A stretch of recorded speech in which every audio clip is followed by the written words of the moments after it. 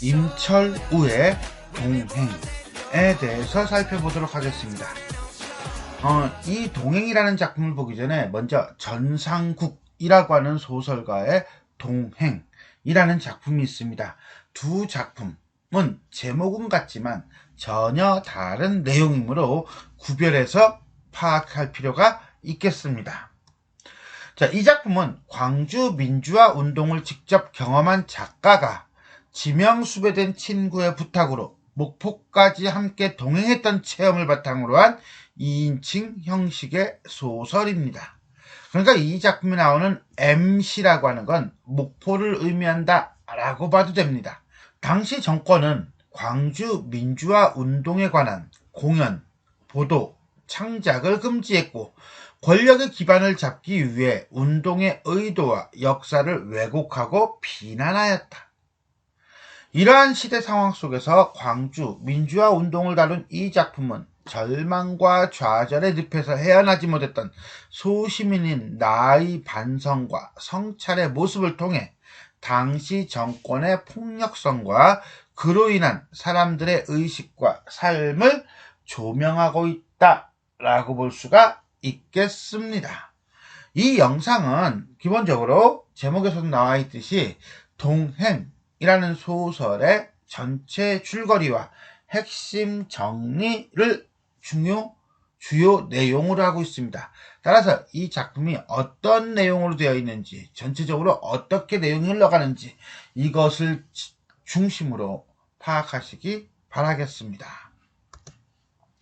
자, 당연히 발단, 전개, 위기, 결정, 결말 5단계로 나누겠죠. 어느 날 나는 1인칭 시점이네요. 그죠? K로부터 걸려온 전화를 받고 그의 자취방으로 향한다. 그곳에서 민주화 운동을 하다가 수배되어 오랫동안 연락이 되지 않아 죽은 줄만 알았던 친구, 누구? 그렇죠. 너를 만나게 된다. 그러면 나가 나오고 그 다음에 너가 나오니까 몇 인칭이야? 1인칭이죠. 1인칭이고 그 다음에 너에 대한 얘기를 하고 있으니까 관찰자 시점이겠네요. 그래서 이 작품은 1인칭 관찰자 시점이라고 보시면 될 듯한데 여기 보면 뭐라고 돼 있어요? 그렇죠. 2인칭 형식의 소설이다 라고 되어 있어요. 즉 무슨 소리냐, 우리가 얼핏 자칫 잘못하면은 1인칭 관찰자 시점으로 파악하기가 딱 좋은 작품입니다. 그럼 2인칭 시점? 이건 또 뭐야? 내가 중학교 때, 고등학교 때 공부한 걸 보면은 시점은, 서술자는 작품 안에 나오면 1인칭, 작품의 밖에 나오면 3인칭. 그래서 1인칭 주인공 시점, 1인칭 관찰자 시점, 그 다음에 3인칭 전지적 작가 시점, 3인칭 관찰자 시점 이라고 했는데 2인칭 시점이라고 하는 건 내가 들어본 적이 없어요 라고 이야기하는 사람이 있을 거예요. 당연하죠. 배운 적이 없으니까 들어본 적이 없죠. 하지만 그렇지만은 않습니다. 그래서 특히나 우리나라 소설에는 흔치는 않은데 서양 소설에서는 간혹 종종 나타나는 것이 바로 이 2인칭 시점입니다. 그래서 2인칭 시점에 대한 얘기는요, 저 뒤 작품 말미에서 한 번 더 구체적으로 언급하도록 하겠습니다. 요거 하나 멘트만 얘기해 줍니다. 그리고 여기다가 이렇게 시점 내지는 서술, 시점과 서술에 관한 설명을 링크를 해 놓겠습니다. 그러니까 시점과 관련된 부분을 조금 더 공부하고 싶으신 학생은 이 부분을 체크해서 확인하시기 바라겠습니다. 자, 계속 갑시다. 자, 그리고 일주일 뒤 너는 이상한 차림새를 하고 나타난다. 전개. 너는 현재 있던 곳을 떠나 S읍을 거쳐 MC로 가려고 했고 라고 하는 거 보니까 여기서부터 여기까지 이렇게 이게 공간의 이동이 나타나겠네요. 나에게 동행을 요청한다 라고 하는 거 보니까 나 또한 현재 있는 곳에서 떠나서 S읍을 거쳐 MC로 이동하면서 이야기가 진행되겠네요. 어때요? 여로형 구성이 되겠죠? 그래요. 여로형 구성이다. 그럼 여로형 구성에 대한 얘기도 당연히 뒤에서 한 번 더 얘기하겠죠. 근데 여로형 구성 자체를 궁금해하는 학생이 있을 거예요. 그 학생을 위해서는 여기다가 또다시 카드를 올려놓도록 하겠습니다. 체크 들어갑니다. 자, S입을 향하는 택시 안에서 나는 너와의 단절된 시간을 실감하고 서먹해 하다가 너의 불안한 눈빛과 서글픈 모습에 인해 안타까워한다. S읍에 도착한 열차 대합실에서 나는 붙어있는 지명수배 사진 속에서 너를 본다. 그와 동시에 지난 시간 동안 너를 잊기 위해 노력했지만 어디에서나 너의 지명수배 사진을 목격했던 우리를 떠올린다. 그리고 너는 악몽의 명백한 증거물로서 우리 앞에 다시 나타난 것이다. 위기.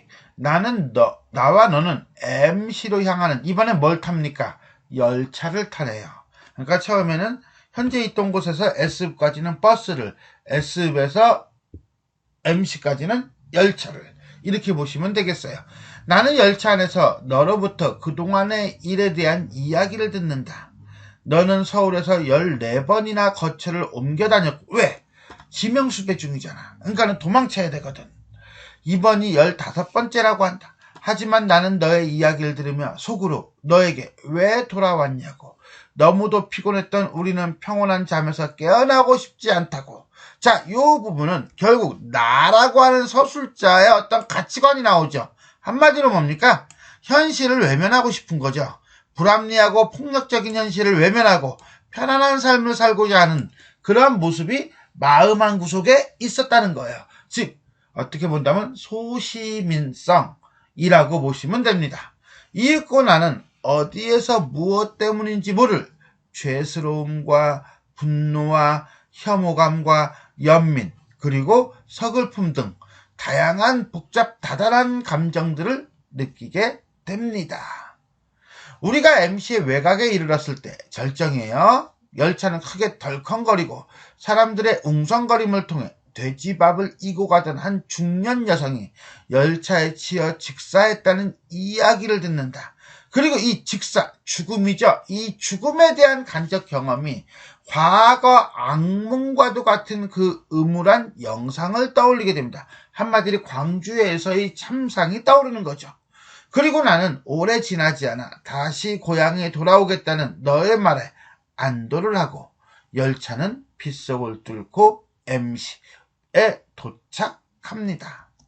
결말, MC에 도착한 나는 너에게 자신의 할 일이 있는 것 같지만 무엇인지 모르겠다고 털어놓고 너는 요게 주제예요.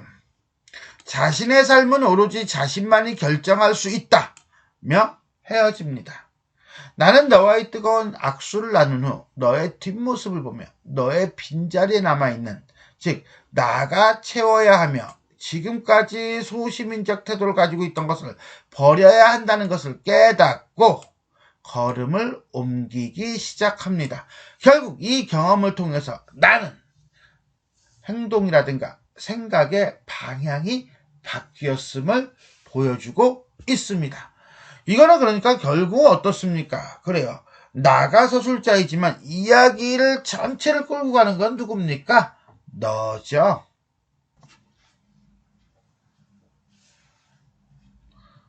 자, 전체를 한번 정리해 보겠습니다. 단편 소설이고요. 여로형 소설이다. 그 다음에 반성적이다. 그 다음에 아까 얘기했던 2인칭 시점이라고 볼 수 있다. 물론 1인칭 주인공 시점이라고 볼 수도 있어요. 좀 전에 얘기했듯이 전체적으로 어떻습니까? 너에 대해서 너가 이야기를 끌고 간다 라고 본다면 관찰자 시점이 아닙니까? 라고 얘기할 수도 있고요. 그런데 이 너를 통한 나의 상념이 끌고 간다 라고 한다면 1인칭 주인공 시점이라고 볼 수도 있고요. 이게 시점이 좀 애매하기는 해요. 다음에 1980년대 서울에서 MC로의 이동이다. 역사의식을 망각하고 살아가는 소시민적 삶, 나의 삶이 되겠습니다. 에 대한 비판과 성찰을 드러내고 있다. 너라는 2인칭 대명사를 사용하여 독자의 공감을 유도하고 있다. 2인칭 소설로서의 동행이라고 제목을 잡았습니다. 2인칭 서술은 1인칭 서술자인 나가 2인칭 대상인 너에 대한 이야기와 자신의 감정을 독자에게 이야기하는 형식을 취하고 있는 경우입니다. 이렇게 본다면 1인칭 시점과 다를 바가 없을 것 같아요. 그렇다면 2인칭 시점이 가지고 있는 특징, 그건 바로 뭐냐? 서사의 중심 대상이 누구냐는 거예요. 즉 서술의 대상, 주체는 당연히 나, 서술자죠. 하지만 서사의 중심 대상이 나가 아닌 너라는 점. 그 다음에 두 번째는 너와 관련된 이야기를 너에게 말하는 형식이라는 점. 너와 관련된 이야기를 너에게 말하는 형식이라는 점. 이 두 가지가 2인칭 시점 내지는 2인칭 소설의 가장 큰 특징이다 라고 보시면 되겠습니다. 이러한 형식은 독자가 소설을 읽을 때 자연스럽게 화자와 청자 사이가 연결되어 소통하고 있다는 것을 인지하게 합니다. 자, 그러면 동행은 어떠냐? 동행은 너에 대한 나의 서먹함, 불안함, 죄스러움 등 내면이 잘 드러나고 있다. 너에 대한 묘사를 통해서 나를 얘기해요. 즉 곁에서 어깨를 바짝 붙이고 앉아있는 너의 모습을 바라보며 나는 좀처럼 지워지지 않고 있는 그 서막한 느낌이 도대체 어디서부터 온 것인지를 따져보려고 했다. 그러나 이내 너의 짙은 구렛나루 묘사 쭉 하다가 나는 우리들의 단절된 시간을 절박하게 확인했다. 내가 고통스러워하는 것은 블라블라블라를 잘 알고 있었으니까 말이다. 하지만 그건 분명한 사실이었고 우리는 어쩔 수 없이 시인해야만 했다. 그러한 모든 변화들을 배태하게 만든 것이 과연 무엇인가를 냉정하게 돌이켜 생각해보기에는 그 여름 이후 아직 우리들의 망가져버린 의식은 회복되어 있지 못한 상태였다. 라고 해서 나의 내면을 쭉 자세히 설명해줘. 이런 걸 마치 1인칭 시점과 같은 거예요. 서술자이자 화자인 나가 너와 직접 또는 간접으로 소통하며 느끼는 왠지 모를 서먹함, 불안감이 이야기 전체를 이끌어가고 있다. 이게 첫 번째 특징이라고 한다면 두 번째는 바로 뭐냐? 너로 표현되는 대상, 즉 청자에 대한 형상화가 줄을 이루고 있다라고 하는 거예요. 자, 바로 그 순간 너는 나타났던 것이다. 거꾸로 읽을 뻔했네요. 처음에 나는 너를 알아보지 못할 뻔했다. 꾹꾹 눌러 쓰고 있는 차양의 넓은 모자는 시골 국민학교 운동회를 연상케 했고 짙은 검정색의 잠바는 H건설회사라는 글자가 노란색으로 가슴팍에 뚜렷이 박혀 있었다. 세상의 의심스러운 눈초리부터 벗어나기 위해 너는 어디선가 그 모자와 유니폼을 구해 걸치고 이렇게 나온 것 이리라 해가지고 외양을 쭉 묘사를 하죠.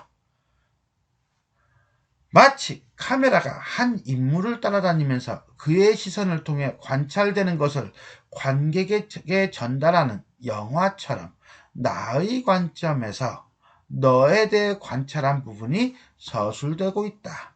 이러한 특징은 독자로 하여금 나가 관찰하는 너의 모습을 훔쳐보는 듯한 느낌을 준다라고 보시면 되겠습니다.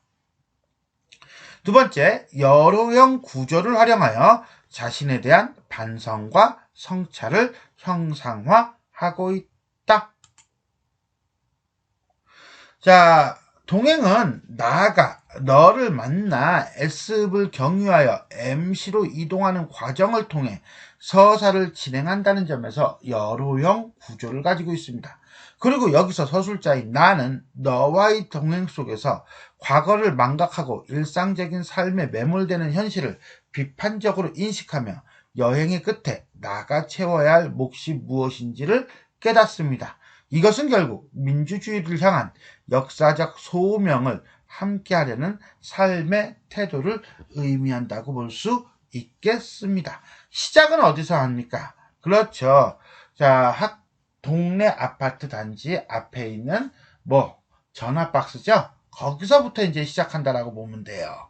그래서 너의 모습은 아직 보이지 않았다. 아파트 단지 정문을 지나 100여 미터쯤 들어가면 길은 두 갈래로 나누어지고 바로 거기 길이 나눠지는 지점에 서 있는 전화박스 곁에서 우리는 만나게 되어 있었다. 그때 나의 심정은 초조함, 나의 초조함이 시작되었다. 그러다가 바로 그 순간 너는 나타났던 것이다. 해놓고 조금 전에 얘기했던 너의 외양 묘사를 쭉 합니다. 나와 주었구나. 많이 기다렸니? 아니. 자, 이러한 만남을 통해서 나와 너는 버스를 타고 S읍을 가죠. 이동을 합니다. 일단은 어떻게? 이렇게 시작하죠. 우리는 아파트 단지 정문을 향해 걷기 시작했다. 서울에서 MC로 다니는 열차들은 S읍을 경유하기 때문이었다. 그래서 버스를 타고 가는군요. 좋아. S읍으로 가는 거야. 마침내 네가 결정을 했다. S까지 가는 게 문제인데 괜찮아. 택시 타고 가면 돼. 염려 말아. 해놓고 이제는 S읍을 가기 위해서 뭐합니까? 택시를 타죠. 택시를 타고 쭉 가는데 그 가는 과정 속에서 우리는 뭐합니까? 그래요. 침묵을 해요. 침묵을 한다는 것은 대화, 소통이 제대로 이루어지지 않는 상태지요. 그런데 분위기는 한번 보여줘요. 뭐라고? 외부적 분위기죠. 어느덧 짙은 남빛 슬픔의 빛깔로 음울하게 서 있을 뿐이었다 라고 하는 말을 통해서 인물들 간의 심리를 암시하고 있습니다. 그리고 난 다음에 S읍으로 일단 도착을 합니다. 차는 광천동 공단을 지나 S읍으로 가는 길을 막 접어들고 있었다. 여기는 어때요? 칙칙한 빛깔을 하고 있네요. 그 다음에 시외로 넘어가네요. 그러다가 역전 광장까지 옵니다. 왜? 이제는 열차를 타야 되니까. 역사 왼쪽에는 파출소가 보였고 여행장병 안내소라고 쓰여진 간판을 지나 대합실로 들어갑니다. 그 대합실 안에서 나는 다시 상념에 빠집니다. 그 상념이라고 하는 것은 엄지손가락만한 작은 사진, 즉 뭡니까? 수배자 전단서죠. 그것이 벽에 붙어 있는 것을 보면서 너를 보았던 경험을 떠올리고 있는 것입니다. 이따금 낡은 앨범을 펼치듯 적당한 양의 감상과 자기 합리화를 취향껏 덧칠해가면서 너를 들여다볼 수 있었을 동안만은 그래도 너는 우리들에게 여전히 기억 속의 이름으로서만 존재하고 있었다라고 이야기를 합니다. 그러다 이제 다시 이동을 하죠. 뭘 타고 이동합니까? 그렇죠. 열차를 타고 이동을 합니다. 자, 이 완행열차가 도착을 해요. 도착을 해서 이제는 열차를 타고 가는데 그때 이 분위기가 조금 별로예요. 그죠? 역 근처의 모든 집들은 한결같이 지저분하고 우중충한 빛깔을 띠고 있었고요. 시가지를 벗어나자마자 열차는 점점 빠르게 진동하기 시작했고 이내 탁 트인 벌판은 차창 밖으로 펼쳐졌다라고 하는 걸 통해서 나의 심리가 우중충함에서 탁 트임으로 바뀌었음을 알 수가 있겠습니다. 그리고 난 다음에 열차 안에서의 모습, 이제는 뭐야? 나는 또 과거의 상념, 누구에 대한 상념, 너와 관련된 상념에 빠집니다. 그래서 너는 담배를 꺼내 물고 있었다. 아마 너의 추측대로 수님이 역시 방문을 받았을 것이다. 이때 말하는 방문이라고 하는 것은 너를 잡기 위한 경찰 내지는 군인들의 방문을 얘기합니다. 알고 있을 거요. 솔직하게 대답해 주시오. 그는 지금 어디 있습니까? 수님이는 그때 무엇라고 대답했을까? 몰라요. 아무것도. 아마 그녀도 나처럼 그렇게 대답했으랴. 그러니까 나도 그런 경험이 있다는 거죠. 모릅니다. 내가 그를 지키는 사람입니까? 몰라요. 정말 모른다니까요. 아벨을 흙 속에 묻어놓고 돌아와 파묻은 두 손바닥을 뒤로 감추며 부인하는 누구처럼? 카인처럼. 그녀는 고개를 흔들었을지도 모른다. 그래, 우리는 모르고 있었다. 그리고 그것이 차라리 우리에게는 훨씬 편한 일인지도 모른다. 너의 행방을 모른다는 사실이 마치 결단코 침해받아서는 아니될 무슨 엄청난 진리이기라도 하다는 듯이, 그리고 그 사실이 부당하게 의심을 받고 있다는 것만으로도 억울해하고 통분해야 마땅하다는 듯이 나는 제법 완강하게 부인을 했었다. 조그만 시골역을 지나 기차는 MC를 향해 달리고 있었다. 다시 장면의 전환인가요? 자, 그리고 난 다음에 다시 이제는 뭐예요? 나의 심리 내지는 나의 대사가 나옵니다. 이제 난 고향이 싫어졌어. 마침내 나는 그렇게 말했다. 그건 사실이었다. 거리에 나서면 누구의 이마에나 음습하게 드리워져 있는 악몽 같은 기억, 광주 민주화 운동의 기억이죠. 그걸로 인해서 많은 사람들이 처참하게 죽임을 당했던 그 기억이에요. 그림자를 읽을 수 있었고 그 때문에 전혀 모르는 사람들조차도 한결같이 낯익게만 느껴지는 얼굴들 뿐이었다. 어느덧 모두들 이제는 차라리 깊은 잠속으로 빠져들기를 원하고 있는 것만 같았다. 이때 깊은 잠속이라고 하는 건 현실에 대해서 도피하고 싶은 심정이죠. 현실에 대해서 외면하고 싶은 심정이죠. 무덤처럼 무겁게 내리누르는 한낮의 수면이 두려워졌다고 너에게 이야기했다. 그리고 난 다음에 이제 MC에 도착합니다. MC에 도착한 것은 저녁 8시가 훨씬 지나서였다. 공간의 이동에 따른 시간의 경과죠. 낯선 사람들 틈에 묻힌 채 너는 커다란 몸을 천천히 뒤따라오고 있었다. 왜? 같이 안 나오고 지명수배자잖아요. 숨어 살아야 되는 처지거든요. 너와 나를 떼어놓고 있는 이 멀지 않은 거리의 의미, 그건 바로 뭡니까? 당시 현실의 어떤 폭력과 폭행과 그 다음에 감시와 이런 폭압적인 정치, 이런 것들을 얘기하는 거겠죠. 나는 다시 한번 고통스럽게 확인했다 라고 하면서 이제 주제가 드러납니다. 뭔가 말이야, 내가 해야 할 일이 있지 않을까? 하지만 난 그걸 아직도 모르겠어. 너에게 얘기합니다. 그랬더니 너는 이렇게 대답을 하죠. 자기 몫의 삶을 결정하는 건 오직 자기 스스로일 뿐일 테니까 말이야 라고 이야기를 합니다. 이게 주제지요, 사실은. 그죠? 그래서 우리는 요 구절에다가 별표를 빵 하고 쳐야 될 겁니다. 마지막은 이렇게 끝을 맺습니다. 이윽고 나는 돌아서서 역을 향해 휘적휘적 걸음을 옮기기 시작했다. 이제 돌아가는 거죠. 서울로 와야죠. 정말이지, 너의 말대로 이제부터 내가 혼자 돌아가야 할 길은 멀었다. 내가 혼자 돌아가야 할 길이라고 하는 것은 결국 너와 같은 길을 나 혼자 걷겠다라고 하는 것을 보여준다라고 보시면 되겠습니다. 이렇게 만남에서부터 MC의 도착까지의 과정을 공간의 이동을 통해서 보여주고 있는 작품이 요 동행이다. 그래서 여로형 구조를 띠고 있다라고 보시면 되겠습니다. 지금까지 우리는 임철우의 동행에 대해서 살펴보았습니다. 지금까지 소설의 전체 줄거리와 그 다음에 핵심 정리 부분을 살폈는데 이 내용이 도움이 되셨다면 좋아요와 구독 버튼 눌러주시고요. 알람 설정 부탁드리겠습니다. 수고하셨습니다.